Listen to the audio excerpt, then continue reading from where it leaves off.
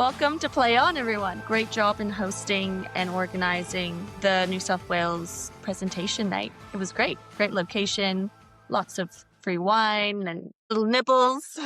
I think everyone had a good night. Many hands make light work, as they say. So, yes, good fun had by all, I think. So thank you. And we also had a international referee there. We had Angus Gardner. Well, we had two, because we had Ella as well. Oh, right. Yeah, Ella.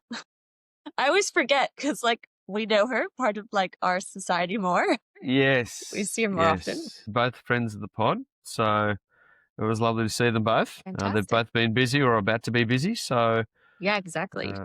Gus has done some NPC and he's heading north shortly, and Ella's just back from WXV2. So, yeah, busy. And with that, for the WXV, so Australia won their pool, the Wallaroos. I think it was fantastic. I think even though they dropped down one, it was just great for them to really get a few wins under their belt because they didn't really have the best lead up sometimes, but good on them. Well, sometimes you got to take a step back to go forwards, and it's very clear that Joe Yap, the Wallaroos coach, is creating a pathway and a future for this team. And also, I think we need to acknowledge that women's rugby, the rankings are changing so quickly. Yes, especially with the World Cup coming up and they had the pools done. Yeah, and we've got an increasing level of professionalism. The teams are now playing more. So because the teams haven't played that much previously, except in World Cup years, the rankings were a little bit light on in terms of data. But now,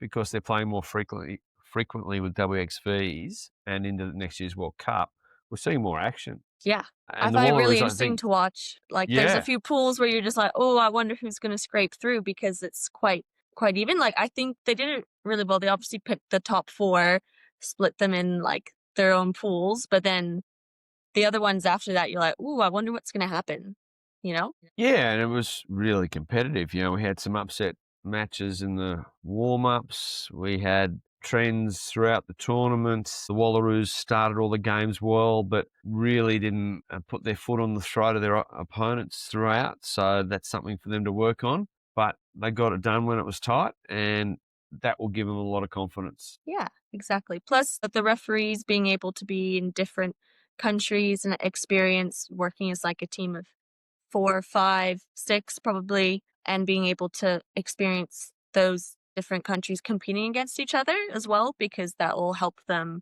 towards the World Cup. Well, that's a really good point, Candace, because we talk about the teams, but from our point of view, for the match officials, these tournaments are absolute gold because they haven't had a lot of time working together because there haven't been that many test matches. So, you put them in a tournament environment, you hothouse them for a couple of weeks, and you and I both know what it's like, even a tournament of sevens where you have 1 or maybe 2 days together at community level. It improves your refereeing and your connection with your fellow match officials really so quickly. Yeah, exactly. Yeah, and I think we saw that too. By the end of the WXV, I thought we were seeing better performances from the match officials than we were at the start, which is a good trend as well. So I think everyone will be happy with that. Yeah, they're getting used to each other because some of the teams are like, I don't even recognize some people. Maybe they're locals who are doing really well as well. So, yeah, it's really nice to see. I'm going to circle back to sevens tournaments because I've done 2 Fiji sevens tournaments. These past 2 weekends. Bula! Honestly, they've been so much fun. The first one was started Fiji time. So if anyone doesn't know that, that means whenever they want to start.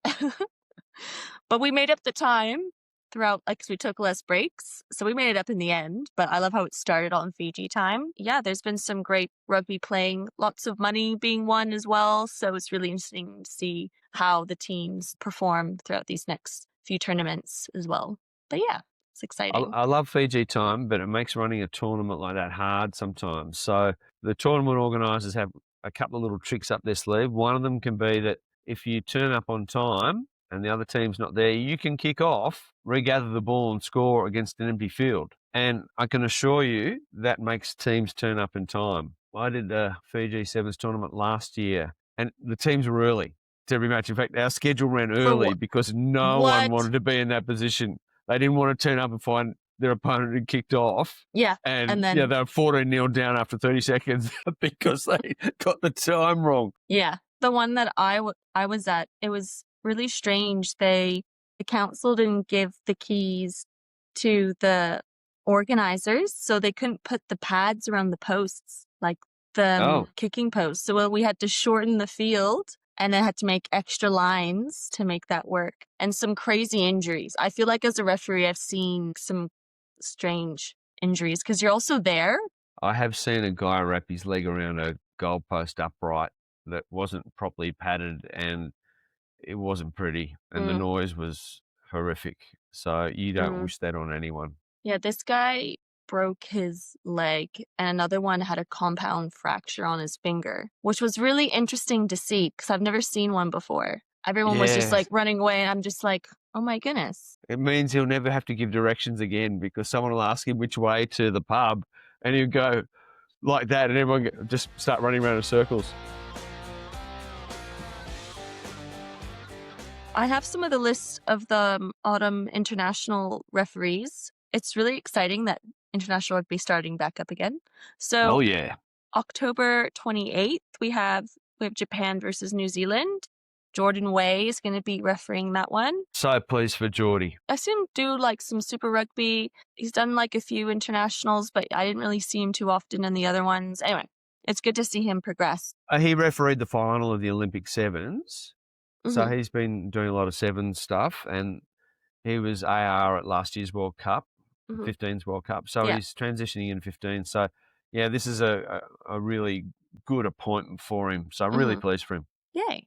And then the following weekend, November 2nd, we have England versus New Zealand. That's by Gus. And then we have Scotland versus Fiji by Craig Evans. Yeah, then we move on to Munster versus All Blacks, which is going to be crazy. Quite excited for that one. And it's by a Japanese ref that I'm going to try to pronounce his name correctly. Takehito Namikawa. Not bad. Takehito Namakawa. These are the two Aussie ones I'm going to bring up because those are like later in November. So like November 8th to 10th. Bristol versus Australia XV. Yep. And then that's by Craig Evans. Yep. And then we have England versus Australia, which is the really exciting one I'm looking forward to, which is done by Ben O'Keefe. Yeah, I think I listened to other podcasts and lots of the UK podcasts are just like drilling in Australia and how the fact that there shouldn't be a British Irish Lions and how easy it's going to be when they come over here. So I really hope they gather themselves together. Yeah, but there's a few Aussie refs in there. I saw Nick Barry's doing a few. Obviously, there's Gus. We have Jordan. So it's really good that we have some Aussie and obviously Kiwi refs going over there. Well, and we've got a test debut for Ruben Keane as well. Rubes gets his test debut. So that's really exciting. Exciting. Yeah, he's doing Hong Kong, China against Brazil. Big game for him. He's been doing really well as well. Come out of the Sevens circuit, Mm-hmm. been doing some super. So, yeah, really stoked for him. I think that's great having all these little updates and being able to see how people can progress throughout the seasons going from 7s to 15s, like you said. So it's Yeah, and really a couple good. of your other Golden Whistle people are there too. Holly Davidson and Amy Barrett-Theron are also Mm-hmm. in there. Yeah. So they're getting gigs. Strong Sevens contingent. So, yeah, good. Ooh. Did you want to bring up anything else about the Women's World Cup pools at all? Because like I found the Wallaroos one is a really difficult one. Well, yes and no. There was a lot of shock and horror when it was first announced, which is understandable because we've drawn England and England have got the rating maximum, I would say. They're almost 98 points. So Yeah, they exactly. can only gain points by beating the first and second teams at the moment, the way the algo works. So that's probably about as high as it's going to get, given they've played their last 50 matches for one loss. So playing them at home and beating them at home is probably unlikely, Mm-hmm. but we've got two very winnable games in the rest of the pool, which then means we'll probably finish second, all being equal, and then we cross over in the quarterfinals. And that's actually not too bad. So So you have the likelihood of who possibly will. we're probably going to have a quarterfinal against Canada. Oh, So they're still watch tough. out. Yeah, I know. Well, we haven't talked about your flags yet, have we? So which flag are you following in this tournament, Candace? You're going to have to fess up, you know? Oh, definitely Canada. Okay. So, Because but when Bermuda doesn't get a gig? Bermuda's, I don't even know if it even has like a sevens team in the Caribbean, if there's Caribbean tournaments going on. All right. So Canada's your team. All right. So There we go. good I've chance the selected. Wallaroos will be playing Canada in a quarterfinal. Not a lock, but a good chance. And that's tough, but you probably don't want to play the All Blacks, sorry, the Silver Ferns or The Black Ferns? the Black Ferns, Silver Ferns. Wow. I'm like, is that I've got another to get team all I the should know about? No, you're right. I've got to get all the team names right. The Tall Blacks, the Wheelie Blacks. Yeah. So yeah, we don't really want to come up against New Zealand or England in a quarterfinal. So, I reckon we'll take Canada, as in, if that's our option Bold of those move. three, we'd be happy with that. France is the other one, I think, that depending on how the draw could have fallen, would have been a quarterfinal opponent potentially. But I can't see that happening the way the draw is. So most likely Canada. And then it's probably New Zealand in the semi if we progress. The good news is we don't see England again until the final if we get that far. Plus, it's England, home ground for them. Yeah. So they have the whole country with them. For the WXV, I think, like reflecting on it, it's probably the girls are getting used to traveling more with their games as well, like being able to travel to South Africa or travel to Vancouver and be in these places and then having to adjust your body and the climate as well for it. So I think that could be a learning if they know that they're going to go into England, like, hey, let's learn from what we did this time to improve it. So yeah, definitely. Touring's a different beast entirely, and some teams tour really well and some don't. So to bring in that preparation and practice for next year is really important, particularly for a pretty young team. The Wallaroos aren't that experienced in terms of caps. I mean, Ashley Masters broke the record with 40 odd, but a lot of the girls are quite young, as in, not cap young, but years young. So it'd be a great experience for them having done this tournament and getting ready for the World Cup. So yeah, 100%, Candace. get excited. And then I think it's round 5 for the UK Prem.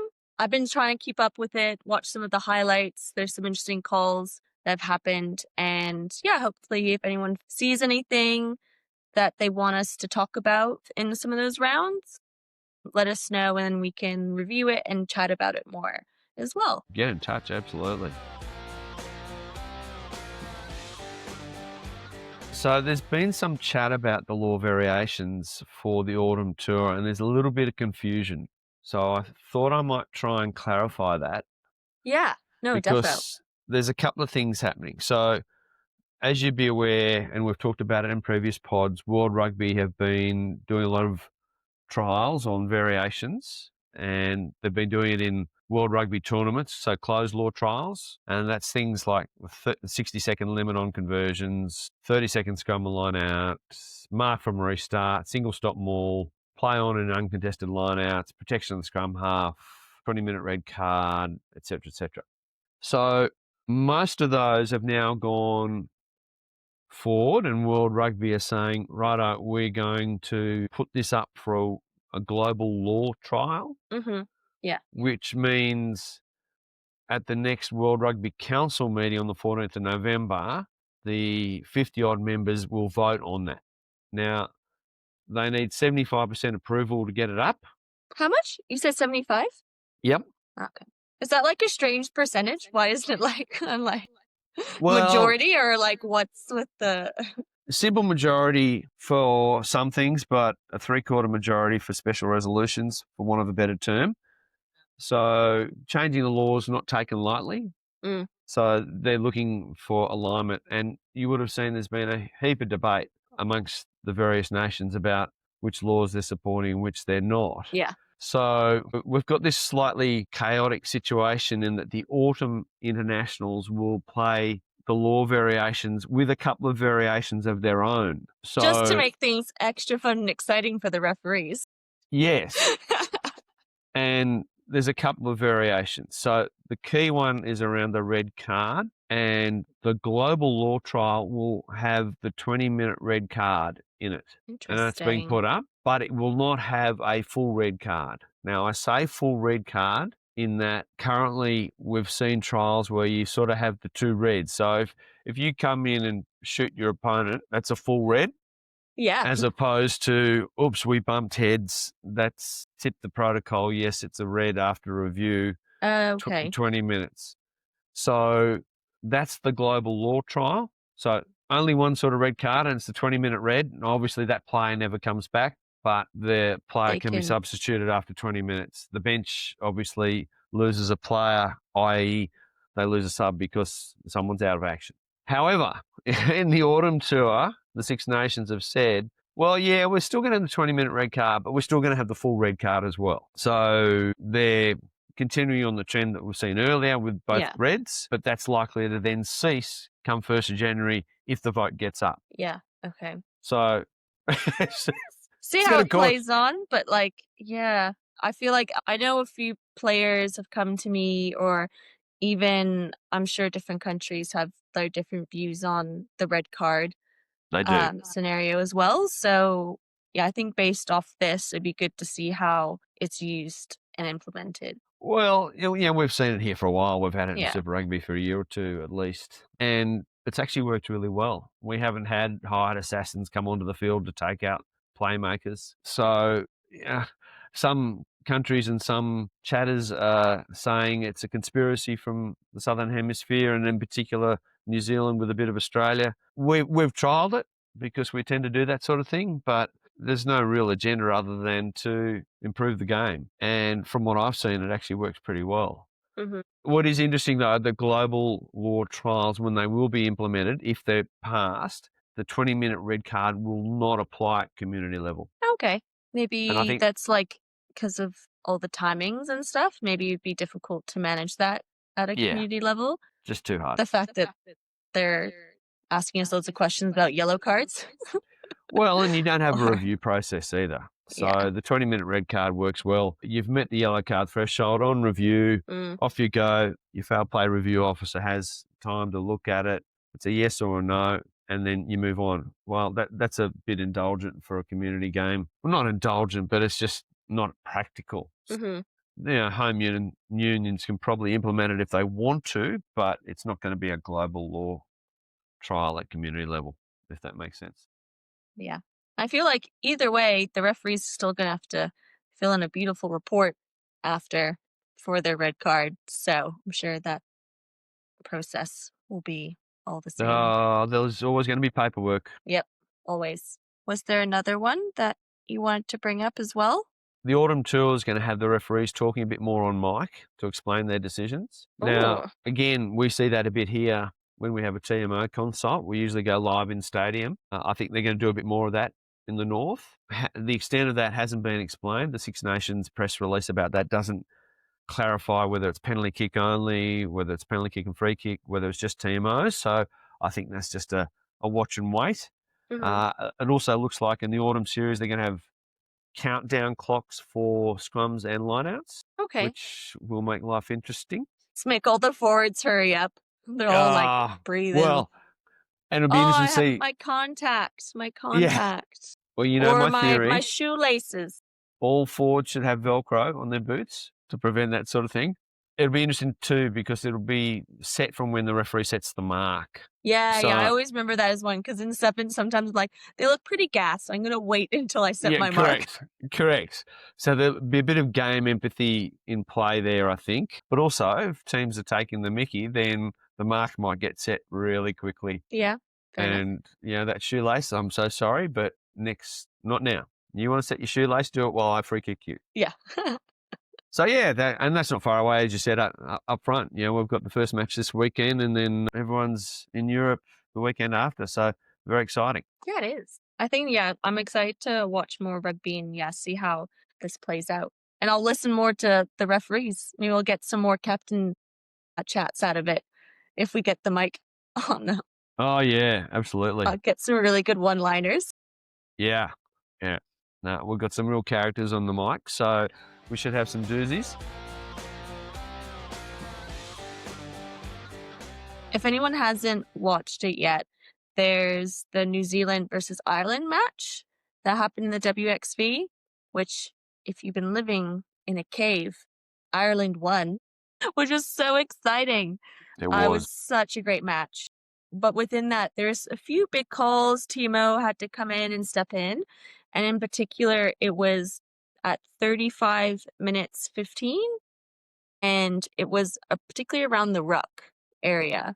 So what happened was technically the ruck was not created. So the number two basically like picked up the ball from its player and continued to score a try. But the whole scenario, if you go watch it back, was the fact that Timo had to step in to say, like, technically it wasn't a ruck because this New Zealand player went off her feet. That's how I've sort of looked at it. And then what's the law about how ruck is formed? You know what I mean?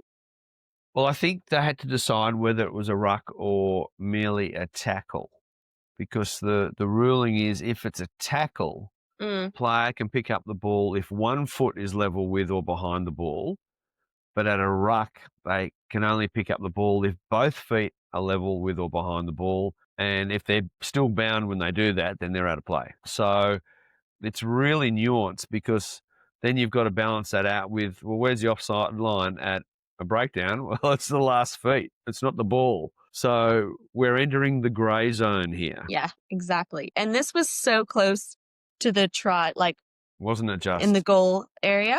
Yeah. So I think like, when the bodies are everywhere, I was just like, yeah, the TMO, yeah, their wording was they're like, technically this isn't a ruck. And I think, yeah, Sarah Cox was just like, okay, mate, like almost like he had a better view because he was looking at all the angles. So it's, I guess, in terms of like managing that, being able to like have that conversation with them and get to see that angle.